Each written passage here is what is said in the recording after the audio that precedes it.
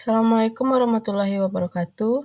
Perkenalkan, nama saya Daniela Latifa dengan NIM 240600014. Pada kesempatan kali ini saya akan membahas pada buku Pembangunan Ekonomi pada bab 2 dengan judul Pembangunan Ekonomi Komparatif. Kali ini saya akan membahas 7 materi, yang dimana pertama itu mendefinisikan negara-negara berkembang, yang kedua pendapatan real, kesehatan dan pendidikan, yang ketiga ukuran holistik taraf hidup dan kapabilitas, yang keempat karakteristik negara berkembang, yang kelima perbedaan antara negara berpendapatan rendah saat ini dengan negara maju pada tahap awalnya, yang keenam apakah standar hidup negara berkembang dan negara maju semakin mendekati kesetaraan, dan yang ketujuh itu penyebab jangka panjang pembangunan komparatif.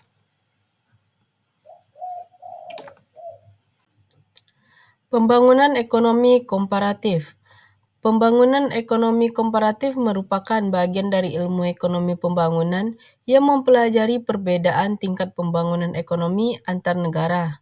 Dalam kajian ini, para ekonom mencoba membandingkan kondisi ekonomi negara maju dan negara berkembang untuk memahami mengapa tingkat kesejahteraan masyarakat di setiap negara bisa berbeda. Perbedaan tersebut dapat kita lihat dari berbagai aspek seperti tingkat pendapatan masyarakat, kualitas pendidikan, kondisi kesehatan, tingkat industrialisasi, serta penggunaan teknologi dalam kegiatan ekonomi. Negara maju umumnya memiliki tingkat produktivitas yang tinggi, teknologi yang maju, serta sistem ekonomi yang lebih efisien. Sebaliknya, negara berkembang masih menghadapi berbagai keterbatasan dalam hal sumber daya manusia, teknologi, dan juga infrastruktur. Melalui pendekatan komparatif ini, para ahli ekonomi dalam menganalisis faktor-faktor yang menyebabkan keterlambatan pembangunan di suatu negara. Dengan memahami faktor tersebut, pemerintah dapat merumuskan kebijakan yang lebih efektif untuk mendorong pertumbuhan ekonomi dan meningkatkan kesejahteraan masyarakat.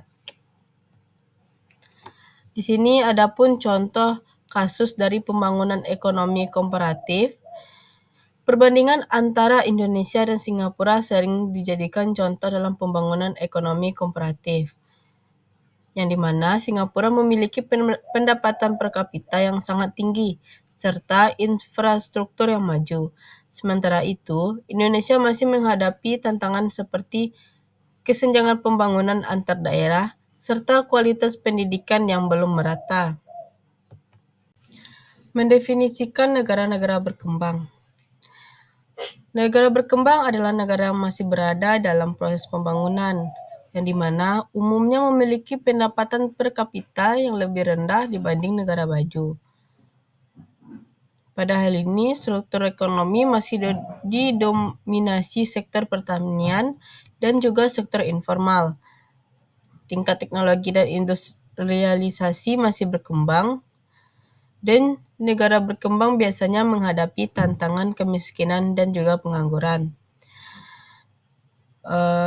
Dapat dijelaskan bahwa negara berkembang adalah negara yang masih berada dalam tahap pembangunan ekonomi dan berusaha meningkatkan kesejahteraan masyarakatnya. Negara-negara ini biasanya memiliki tingkat pendapatan per kapita yang lebih relatif rendah dibanding negara maju. Selain itu, struktur ekonomi negara berkembang umumnya masih didominasi oleh sektor pertanian atau sektor informal, yang memiliki tingkat produktivitas yang relatif rendah. Hal ini berbeda dengan negara maju, yang ekonominya lebih banyak ditopang oleh sektor industri atau jasa.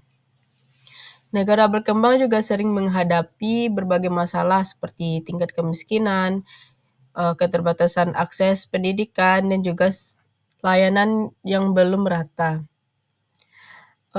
Infrastruktur seperti jalan, listrik, dan transportasi juga seringkali belum berkembang secara optimal. Namun demikian, negara berkembang memiliki potensi untuk mengalami pertumbuhan ekonomi yang pesat apabila mampu meningkatkan kualitas sumber daya manusia serta memanfaatkan teknologi dan investasi yang lebih baik.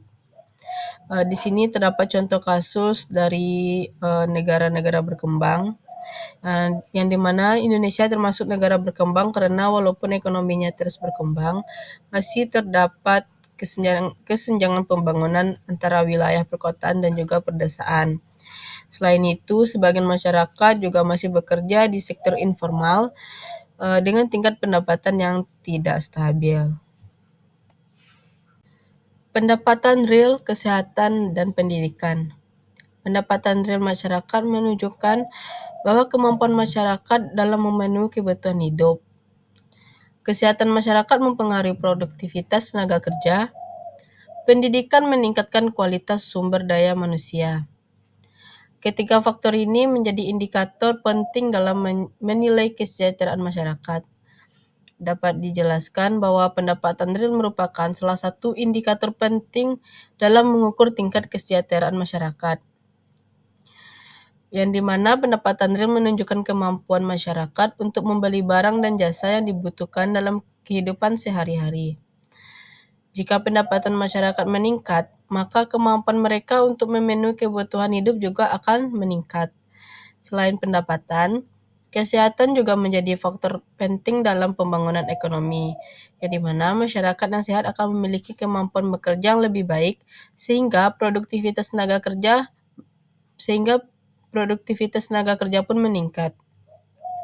Sebaliknya, jika tingkat kesehatan masyarakat rendah, maka produktivitas kerja juga akan ikut menurun. Pendidikan juga memegang peranan yang sangat penting dalam pembangunan ekonomi. Pendidikan dapat meningkatkan keterampilan dan pengetahuan masyarakat sehingga mereka mampu bekerja secara lebih produktif dan juga inovatif. Negara yang memiliki tingkat pendidikan yang tinggi biasanya memiliki pertumbuhan ekonomi yang lebih cepat. Nah, di sini terdapat contoh kasus dari pendapatan real, kesehatan, dan juga pendidikan. Korea Selatan merupakan salah satu contoh negara yang berhasil meningkatkan pembangunan ekonominya melalui investasi besar di bidang pendidikan. Dengan meningkatkan kualitas pendidikan, negara tersebut maju menciptakan tenaga kerja yang terampil dan mendorong perkembangan industri teknologi. Ukuran holistik taraf hidup dan kapabilitas, yang dimana pembangunan tidak hanya diukur dari pertumbuhan ekonomi saja. Pembangunan juga harus memperhatikan kualitas hidup masyarakat. Pada hal ini, konsep kapabilitas menekankan bahwa kemampuan manusia untuk hidup lebih baik. Pendekatan ini juga melihat pembangunan dari aspek ekonomi, sosial, dan kualitas hidup manusia. Dalam konsep pembangunan modern, kesejahteraan masyarakat tidak hanya diukur dari besarnya pendapatan. Pembangunan juga harus memperhatikan kualitas hidup manusia secara keseluruhan. Hal ini mencakup aspek kesehatan, pendidikan, kesempatan kerja, serta kemampuan masyarakat untuk berkembang. Konsep kapabilitas menekankan bahwa pembangunan seharusnya memberikan kesempatan kepada setiap individu untuk meningkatkan kualitas hidupnya. Dengan kata lain, pembangunan tidak hanya berfokus pada peningkatan pendapatan tetapi juga peningkatan kemampuan manusia untuk menjalani kehidupan yang lebih baik. Pendekatan ini melahirkan berbagai indikator pembangunan yang lebih komprehensif seperti indeks pembangunan manusia yang digunakan untuk menilai kualitas pembangunan suatu negara. Nah, di sini terdapat contoh kasus dari ukuran holistik taraf hidup dan kapabilitas.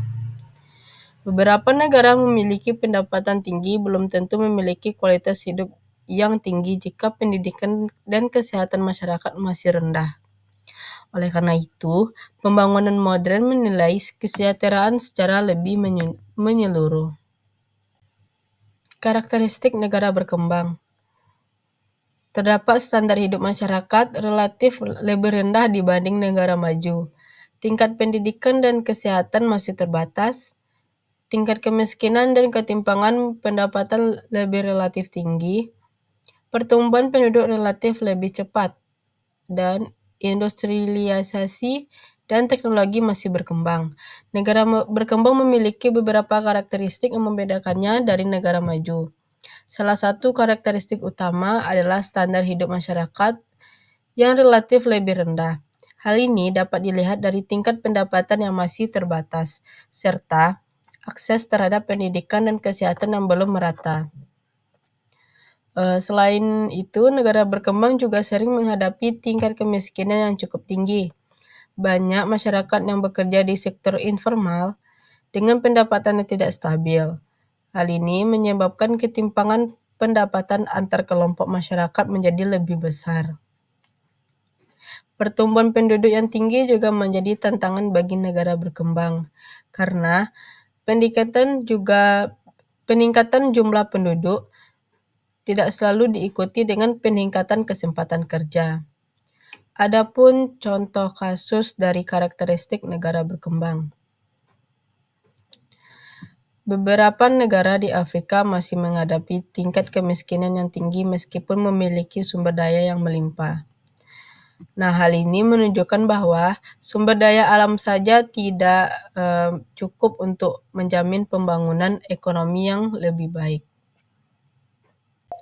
Perbedaan negara berpendapatan rendah dengan negara maju pada tahap awal, yang dimana perbedaan sumber daya alam dan sumber manusia mempengaruhi kemampuan pembangunan suatu negara. Negara berkembang saat ini menghadapi tekanan jumlah penduduk yang lebih besar dibandingkan negara maju pada masa awal perkembangannya. Kemajuan teknologi global membuat persaingan ekonomi antar negara semakin ketat. Perbedaan struktur ekonomi dan lembaga pemerintah mempengaruhi efektivitas pembangunan. Hubungan perdagangan internasional juga berperan dalam menentukan kesempatan pertumbuhan ekonomi. Nah, negara berkembang saat ini memiliki kondisi yang cukup berbeda dibanding di negara maju ketika mereka berada pada tahap awal pembangunan ekonomi. Negara maju pada masa lalu seringkali memiliki kondisi yang lebih mendukung dalam proses pembangunan, seperti jumlah penduduk yang relatif lebih sedikit serta sumber daya yang cukup besar untuk membangun pertumbuhan industri. Sebaliknya, negara berkembang saat ini harus menghadapi berbagai tantangan yang lebih kompleks. Salah satu tantangan utama adalah pertumbuhan penduduk yang cukup tinggi, sehingga kebutuhan akan lapangan pekerjaan, pendidikan, dan layanan kesehatan juga semakin besar. Selain itu, perkembangan teknologi global juga menyebabkan persaingan ekonomi antar negara menjadi semakin ketat. Negara berkembang harus mampu meningkatkan kualitas sumber daya manusia serta mengembangkan teknologi agar dapat bersaing dalam perekonomian global. Perbedaan lain juga terlihat pada kualitas lembaga ekonomi dan pemerintahan, yang dimana negara yang memiliki lembaga pemerintahan yang efektif biasanya mampu mengelola kebijakan ekonomi dengan lebih baik sehingga proses pembangunan dapat berjalan lebih cepat. Adapun contoh kasus dari perbedaan antara negara berpendapatan rendah saat ini dengan negara maju pada tahap awalnya. Beberapa negara di Asia Timur seperti Korea Selatan dan Taiwan berhasil mengatasi berbagai keterbatasan dengan melakukan industrialisasi secara cepat serta meningkatkan kualitas pendidikan masyarakatnya. Hal ini menunjukkan bahwa negara berkembang dapat mengejar ketertinggalan apabila memiliki kebijakan pembangunan yang lebih tepat. Apakah standar hidup negara berkembang dan negara maju semakin mendekati kesetaraan? Beberapa negara berkembang mengalami pertumbuhan ekonomi yang sangat penting dalam beberapa dekade terakhir. Fenomena ini dikenal sebagai konvergensi ekonomi, yaitunya proses mendekatnya tingkat pendapatan antar negara. Namun, kesenjangan antar negara maju dan berkembang masih cukup besar. Faktor seperti pendidikan, teknologi, dan kebijakan ekonomi sangat mempengaruhi proses konvergensi. Dalam beberapa dekade terakhir, terdapat beberapa negara berkembang yang mengalami pertumbuhan ekonomi yang sangat pesat, sehingga mulai mendekati tingkat kesejahteraan negara maju. Proses ini sering disebut sebagai konvergensi ekonomi, yaitu kondisi di mana perbedaan tingkat pendapatan antar negara mulai berkembang. Negara-negara seperti Korea Selatan, Singapura, dan Taiwan sering dijadikan sebagai contoh keberhasilan konvergensi ekonomi. Negara-negara tersebut mampu meningkatkan pertumbuhan ekonomi melalui investasi besar dalam pendidikan, pengembangan teknologi, serta kebijakan industri yang mendukung pertumbuhan ekonomi. Namun demikian, tidak semua negara berkembang mengalami proses konvergensi tersebut. Banyak negara yang masih menghadapi berbagai hambatan, seperti konflik politik, rendahnya kualitas pendidikan, dan juga keterbatasan infrastruktur. Oleh karena itu, meskipun terdapat beberapa negara yang berhasil mengejar ketertinggalan, kesenjangan antar negara maju dan negara berkembang secara global masih cukup besar. Nah, di sini terdapat contoh kasus dari negara berkembang dan negara maju semakin mendekati kesetaraan, yang dimana Singapura merupakan salah satu contoh negara yang berhasil mencapai tingkat pembangunan yang sangat tinggi, meskipun memiliki sumber daya alam terbatas. Hal ini dicapai melalui kebijakan pemerintah yang fokus pada pendidikan, perdagangan internasional, dan pengembangan sektor di jasa teknologi.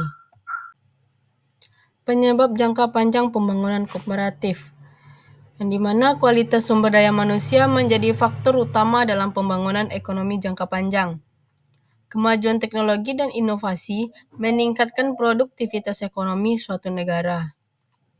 Kebijakan pemerintah dan stabilitas politik juga mempengaruhi keberhasilan pembangunan. Investasi dalam pendidikan dan infrastruktur dapat mempercepat pertumbuhan ekonomi. Hubungan perdagangan internasional juga mempengaruhi perkembangan ekonomi suatu negara, yang dimana dalam hal ini pembangunan ekonomi dalam jangka panjang dipengaruhi oleh berbagai faktor yang saling berkaitan. Salah satu faktor yang paling penting adalah kualitas sumber daya manusia. Negara yang memiliki tingkat pendidikan yang tinggi biasanya memiliki tenaga kerja yang lebih produktif dan juga inovatif. Selain itu, kemajuan teknologi juga memainkan peranan yang sangat penting dalam pembangunan ekonomi. Teknologi memungkinkan proses produksi menjadi lebih efisien, sehingga dapat meningkatkan output ekonomi suatu negara. Kebijakan pemerintah juga memiliki pengaruh besar terhadap pembangunan ekonomi. Pemerintah yang mampu menciptakan stabilitas politik, serta kebijakan ekonomi yang mendukung investasi biasanya dapat mendorong pertumbuhan ekonomi yang lebih cepat. Selain itu, pembangunan infrastruktur seperti jalan, pelabuhan, dan jaringan listrik juga penting karena dapat meningkatkan efisiensi kegiatan ekonomi, serta memperluas kesempatan usaha bagi masyarakat. Nah, di sini terdapat contoh kasus. Cina merupakan salah satu contoh negara yang mengalami pertumbuhan ekonomi sangat cepat dalam beberapa dekade terakhir. Hal ini didorong oleh investasi besar dalam infrastruktur, pendidikan, serta kebijakan industri yang mendukung perkembangan sektor manufaktur. Dari beberapa materi tadi dapat kita simpulkan bahwa pembangunan ekonomi komparatif memberikan pemahaman mengenai perbedaan tingkat pembangunan antara negara maju dan negara berkembang. Perbedaan tersebut dipengaruhi oleh berbagai faktor seperti kualitas sumber daya manusia, tingkat pendidikan, kondisi kesehatan masyarakat, serta kemajuan teknologi yang dimiliki oleh suatu negara. Negara berkembang umumnya masih menghadapi berbagai tantangan dalam proses keterbatasan teknologi, serta ketimpangan pendapatan yang cukup besar di dalam masyarakat. Namun demikian, pengalaman beberapa negara menunjukkan bahwa negara berkembang memiliki peluang untuk mengejar ketertinggalan apabila mampu menerapkan kebijakan pembangunan yang tepat. Investasi dalam pendidikan, pembangunan infrastruktur, serta teknologi dapat menjadi faktor penting dalam mendorong pertumbuhan ekonomi.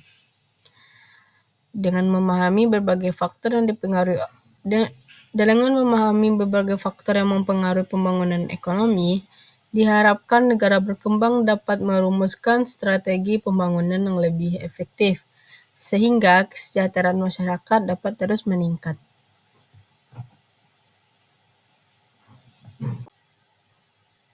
Sekian pembahasan materi saya pada bab 2 dengan judul Pembangunan Ekonomi Komparatif. Maaf jika adanya kekurangan dalam pembahasan ataupun salah kata. Saya akhiri. Assalamualaikum warahmatullahi wabarakatuh.